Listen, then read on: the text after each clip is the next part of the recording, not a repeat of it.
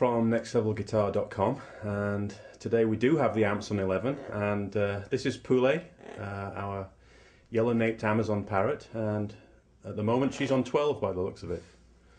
Yeah, she definitely wants to play. So let's get this started before she starts to bite me. So what we're going to do today is talk a little bit about passing notes, and I'm in E-flat tuning as always, and I'm going to start down here in A minor pentatonic, and we're going to talk a little bit about passing notes. We talked before about flat 6, and I think we'll show flat 6 in particular here as a good example. As an aside, when you're playing guitar, and especially if you're playing fills and you're playing solos, it's always good for people in the audience to have a surprise. You don't want to play rote, you don't want to just go up scales, but if you do, you can always add in different notes that don't belong to those scales that sound cool.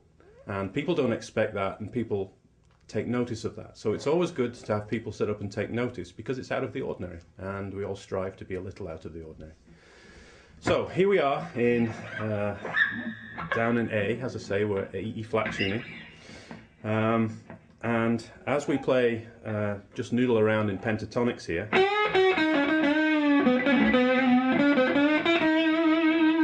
So what I've done is I've just noodled a little in pentatonics, and then I've added that passing note, which is flat 6, which is on the 6th fret of the B string. So all I've done is just noodled around in pentatonic and added in the flat 6th.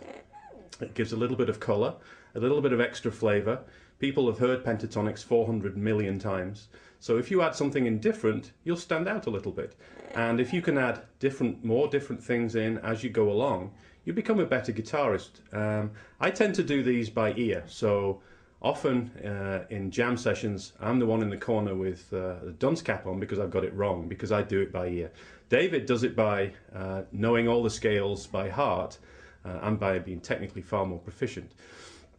So you can add these notes in if you're noodling around at home. Try different notes that are not within those scales and see how they sound. Now we're adding in the flat 6th, which is, in this case, it's the 6th fret on the B string, which is an F. And that note is actually part of the minor scale, the A minor scale, which is why it works particularly well when we're doing minor pentatonics. So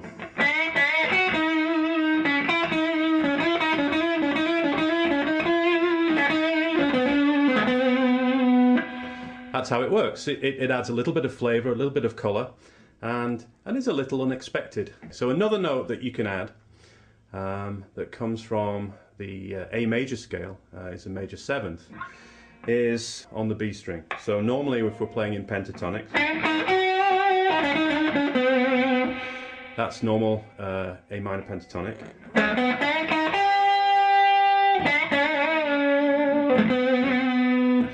What I've done then is I've just added in the G sharp from the A major scale, and that's going to work sometimes, and it's not going to work sometimes and be a little discordant.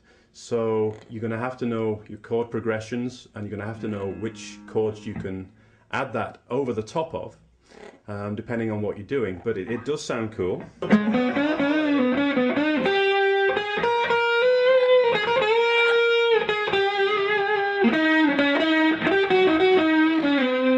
So you can add that note in for a little bit of flavour. As I say, you can add it sometimes and it will work very, very well. And you can add it other times and people look at it and go, what the hell was that? You've got to noodle around, play around on your own, do some practicing, learn your scales. I suppose I should tell you to eat your vegetables as well. And you can add in different notes from different scales, even when you're playing in minor pentatonics. So this is Nigel and Poulet for nextlevelguitar.com. I hope some of that rubbish makes sense, and if it doesn't, you can get hold of David at nextlevelguitar.com. So watch more videos from nextlevelguitar.com, and go to our website, and hopefully I'll see you soon.